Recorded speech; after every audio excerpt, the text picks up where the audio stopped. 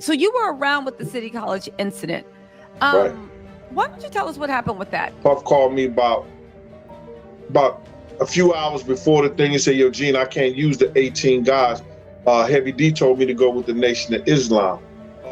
We spoke to Heavy D. Heavy D said he never sanctioned the FOI to take our place and that whole 9 yards. So I stopped dealing with him.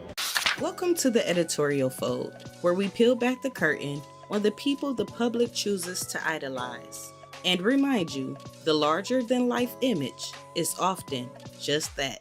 And if you're ready to stop watching the performance and start seeing the pattern, like, comment, and subscribe. Because in this video, we're unpacking the illusion of Diddy. The following presentation is a narrative critique based on publicly available information, archived footage, news reports, and personal interpretation. All individuals are presumed innocent until proven guilty in the court of law. And this video does not seek to determine guilt or innocence, but to examine the power of image, influence, and manipulation in public life. Viewer discretion is advised. This content is for educational and commentary purposes only, under fair use. Chapter 3. The Rise of Bad Boy When Style Became Strategy. And because of that incident, Puffy got fired from Uptown. Yes, he did. We put him And on then suicide watch. Oh, he wanted to kill himself. Yeah. I mean, I can imagine. I mean, you feel partially responsible for 9 people dying, including a pregnant woman, which is technically 10 if you think about it. Yeah. I think that he was on suicide watch because he thought he lost everything. Yeah, that too. It wasn't scandal that ended his first chapter. It was momentum. By 1993, Sean Combs was rising too fast. Too many artists, too many eyes, too much control, too soon. And Uptown Records, the label that gave him his start, let him go. I was very passionate, and I didn't understand protocol or workplace politics. He would later admit to Oprah, "There can't be 2 kings in one castle." Andre Harrell, Uptown's founder, told The Times, "I fired Puff only to make him rich."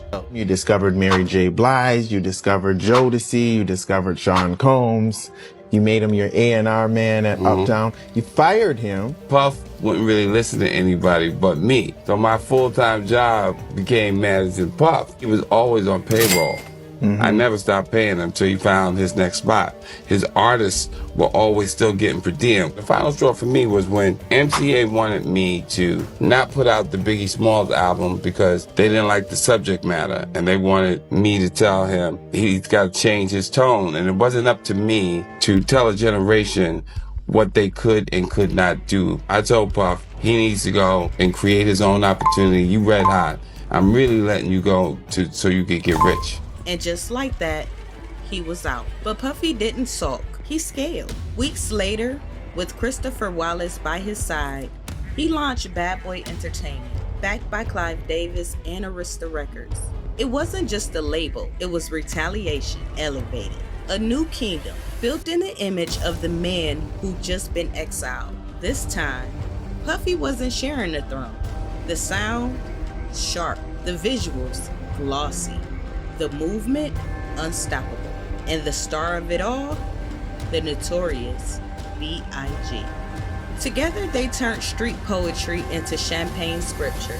Biggie told the stories, Puffy controlled the stage. Behind every hook was a plan. Behind every video was a brand blueprint. Puffy didn't rap the pain, but he danced in the background of it. He made it look cinematic. And for audiences, that duality worked. It sold records, it built lifestyle, it set the tone for the next decade of hip-hop. To the public, Bad Boy looked like a brotherhood. Matching jackets, inside jokes, a loyalty that felt real. But internally, it was something else. Paperwork no one could decipher, royalties that never added up, and mentorship that blurred into control. Puffy kept his circle close, but only as long as they stay in the light. Staying in the light is so important. The illusion was loyalty. The reality was leverage. While Bad Boy flourished, the East Coast versus West Coast rivalry began to boil. Tupac, Suge Knight, Death Row. Beef became branding, and instead of de-escalating, Puffy leaned in. He knew how to perform proximity, close to danger, but never in it. In 1996, Tupac was murdered. The hip-hop world grieved and mourned. Soren, and this is the Week in Rock. Trouble-plagued rapper and actor Tupac Shakur is dead at the age of 25, about a week after sustaining 4 bullet wounds last Saturday night in Las Vegas. Gangster rap singer Tupac Shakur died tonight in a Las Vegas hospital. The controversial MTV award winner who sold millions of records was on life support for the last 6 days. Rap star Tupac Shakur died last night after a brief life in a rough business. He was 25. Every brother in here, please take your hat off. At 7:03 p.m. New York time, 4:03 p.m. Las Vegas time, Tupac Shakur passed away, y'all. But the real quake hit 6 months later, March 9th, 1997. Biggie was gone, shot in Los Angeles. A loss that left the industry in silence. And Puffy, he picked up the mic. I'll Be Missing You dropped weeks later, a tribute, a hit, a major business move. It debuted at #1, won a Grammy, and became one of the best-selling rap singles in history. That song didn't just mourn Big, it rebranded Puffy. He was no longer the man behind the artist, he was the artist. First of all, I'd like to thank God. Second of all, I'd like to thank my whole entire Defo family on both sides, you know what I'm saying? I'd like to tell Tupac to keep his guards up, we ride with him. And one other thing I'd like to say, any artist out there want to be an artist and want to stay a star, and don't want to have to worry about the executive producer trying to be all in the videos, all on the record, dancing. Come to Death Row.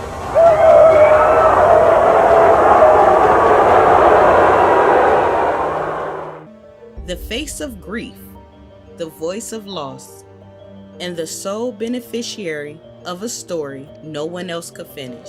This wasn't just a success story. It was a study in optics. Every loss became a pivot. Every silence became a slogan. And every artist that vanished made more room for Puffy to be seen. The more the circle shrank, the more the spotlight widened.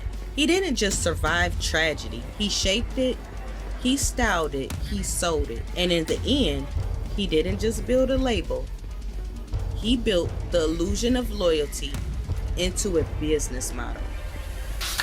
Chapter 4, The Real Bad Boy, Fame, Fallout, and the Blueprint for Control.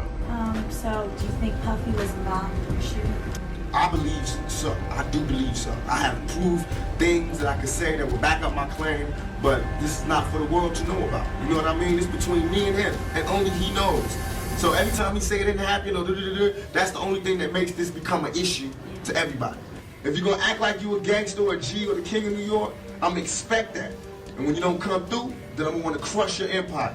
And that's what it's time for. By the late 90s, Sean Combs wasn't just producing records. He was producing culture, gloss, glamour, and power tailored into music videos, radio hits, and red carpet moments. But beneath the velvet and champagne was a trail of fractured partnerships, fallen proteges, and patterns too consistent to ignore. This wasn't just a golden era. It was the formation of a formula, one where loyalty had a limit, and success often came with a price. After launching Bad Boy Entertainment in 1993, Puffy quickly positioned himself as both executive and icon.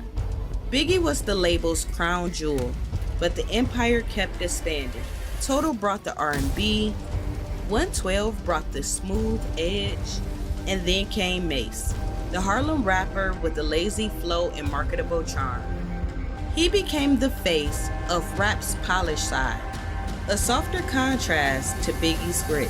Biggie's death marked the end of one chapter and the acceleration of another. Puffy's public profile skyrocketed. Now he was front and center, dancing in every video, remixing Pain into platinum. No Way Out dropped in 1997, certified 7 times platinum. But inside the label, cracks were showing. Mase would suddenly retire in 1999, citing a calling from God. He later claimed the industry environment was dark, spiritually and otherwise. Jesus. I look at him like, I say Jesus. And the next question is, watch out for the thunder out this mall. You saved me. Love you. I don't think people realize that.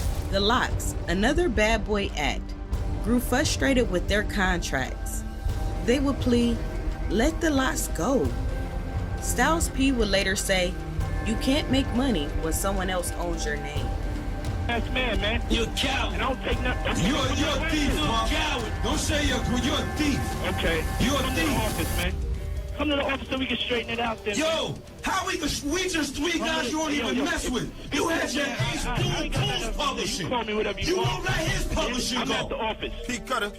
You won't let your man's publishing We're gonna go. argue in front of New York.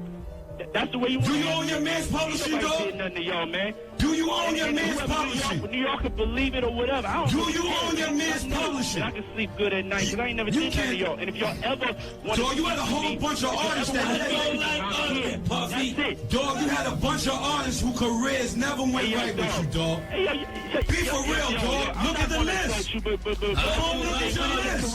we don't want to be You the artist that been best for yourself. Look at your list, dog. Look at all the artists you dealt with. Look at the situation they dealt with. You know what? 12 not happy with you gone. Faith not happy with you gone. We not happy with you gone. Baby's not happy with you gone. Wow. All right, he hung up. He's gone. SHYNE, brought on in 1998, was poised to be Bad Boy's next big. But in December of 1999, everything exploded. SHYNE, the man behind the silence. It opens wounds. When you hear, the victim saying that it was Diddy that shot her, that is what is the most remarkable. Oh, you didn't see that? Okay. And that was triggered by a lawsuit from a producer that produced on the Love album, who is making accusations, and in those accusations he says that the gentleman confessed to the shooting. And that is what stands out to me the most, because I've done my best to put it behind me and to move forward. But it certainly reopens the wounds that I've been saying this all along. Everyone knew all along that I was the fall guy. At 21, he was Bad Boy's next in line. A Brooklyn-tinged Belizean with bars, presence, and the Puffy cosign.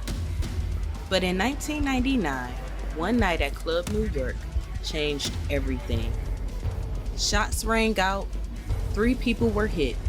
The headlines splashed Diddy and J-Lo across the front pages. But only one name stayed behind bars: SHYNE. 10 years for loyalty, for silence, for a system that never extended the same grace to him. But prison didn't end his story, it rerouted it. Because while the industry moved on, SHYNE did something rare. He evolved. Today he's the opposition leader of Belize. A diplomat, a father, a husband, a man who turned time served into purpose earned. This isn't just a redemption arc. It's a reminder. Some men lose a decade and still win the long game.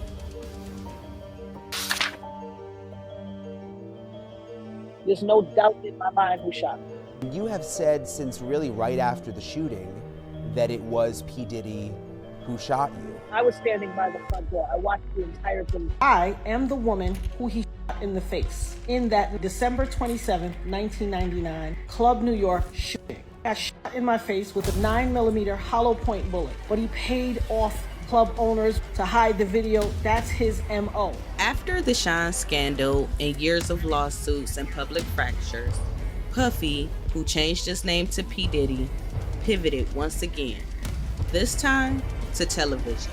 Making a Band aired on MTV. It was messy, dramatic, and of course entertaining. But to many, it was humiliating.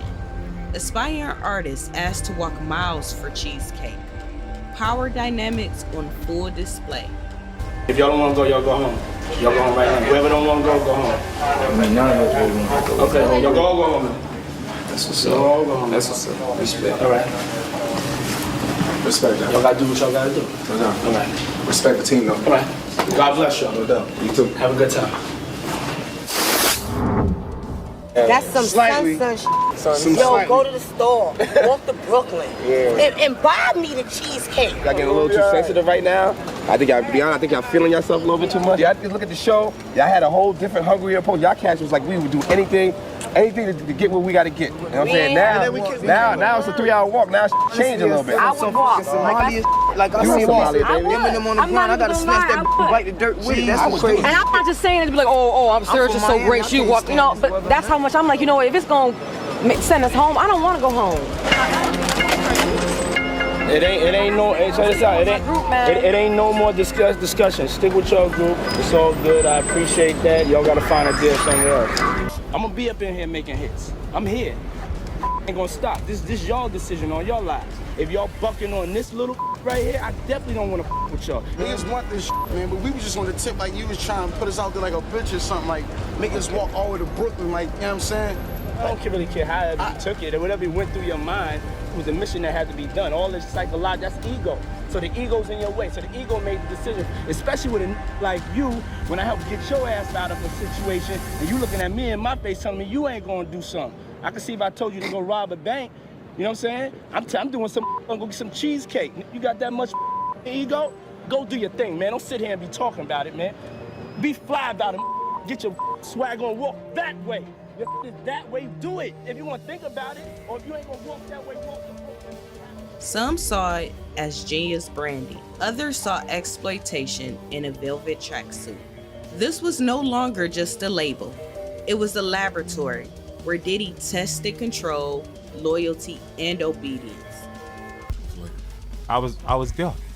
He had us all sitting in the we was in Daddy's house, and Fred said something slick to Diddy, and Diddy felt the way. And he was like, turn the cameras off. He told MTV to turn the cameras off, you heard me, and walk out the room. They walked out the room, and we just was sitting there. And I'm not knowing what's going on. I ain't know he much had smoke with each other, you dig? But Diddy was letting it loose. I'm talking about, he told Fred, I would buy your whole block, move everybody out the neighborhood, and every time you walk outside, somebody would be shooting at you. That made Fred lead the band. Oh, Fred was drove. Fred wanted to kill that nigga right there. So when Fred say, when people watch Fred interview, you heard me, you just looking at a man that was disappointed. Some walked away broken, some found God, some stayed silent, but the results rarely changed. Yeah, brother, man, you really the chosen one. Lone went to jail. I need somebody I can hold tight. It's wintertime in the full length Snow White. Biggie Day. In the place with style and grace, allow me to lace. Craig Mack Day. It's been 3 years since your last year, but now I reappeared. G Delt went to jail. Rap by your soul, gets hazy when he older. Line up a jail and death over there. That's the crazy over there. Where Total at? Just spoke to them the other day. Oh, word 112 good? Yeah. All right, y'all got out of there. That's good, man. Got out of there just in time, man. That's crazy over there. Diddy remained on top because he knew how to leverage everything from death to drama to desperation, all into momentum. The Bad Boy era wasn't just a reign, it was a case study. A case study in branding and manipulation and turning fallout into fuel. Some artists left with fame, others left with scars. But Puffy, he left with the formula. Chapter 5, The Grooming Years. The performance of love, the pattern of power. When you sign somebody that's young, you have to be there with them through their ups and their downs. Homegirl Cassie right here, she had a semi, no, I would say it was a whack show.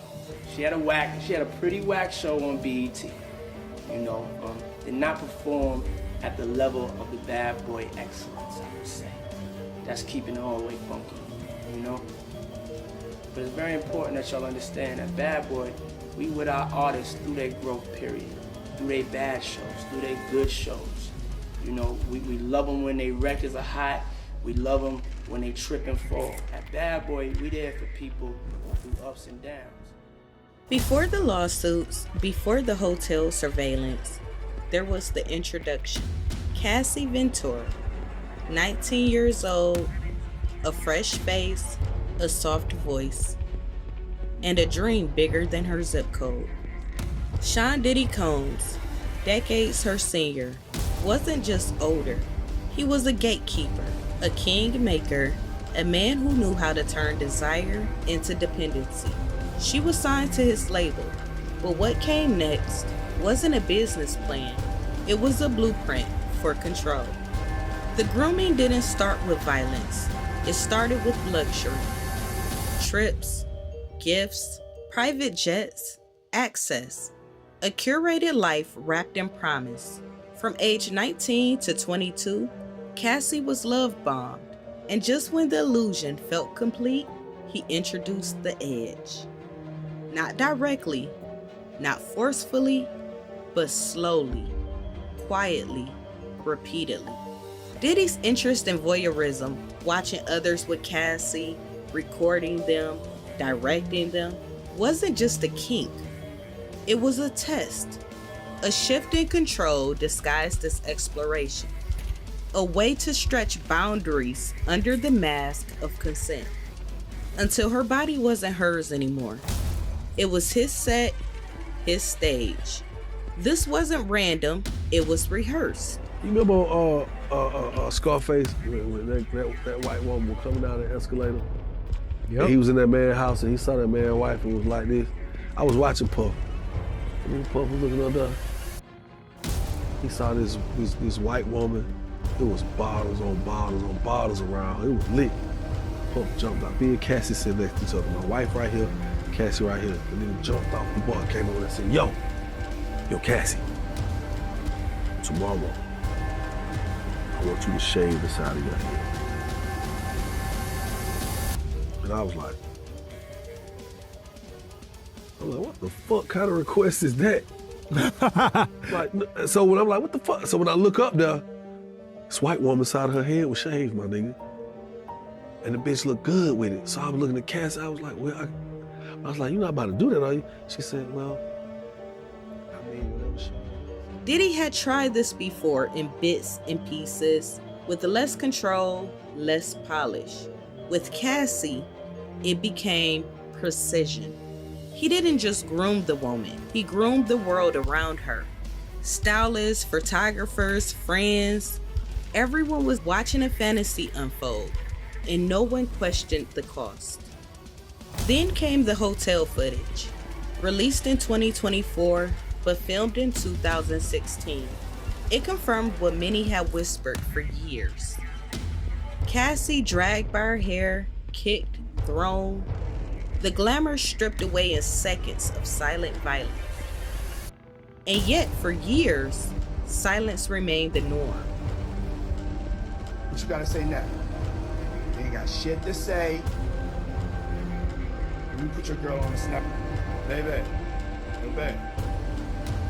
shit getting weird. Come on, baby. It's hot outside. You fucking wrap up in that blanket. Let's go jog on the beach. Because by then, the grooming wasn't just emotional. It was cultural. Diddy had shaped an entire industry to protect him. He was too rich, too iconic, too powerful to fall. This wasn't just a toxic relationship. It was a case study in manipulation. A masterclass in how abusers manufacture loyalty through gifts, glamour, and psychological warfare. The grooming didn't start with violence, it ended with it. And Cassie wasn't just the victim, she was the proof that when power performs as love, even the strongest lose themselves in the applause.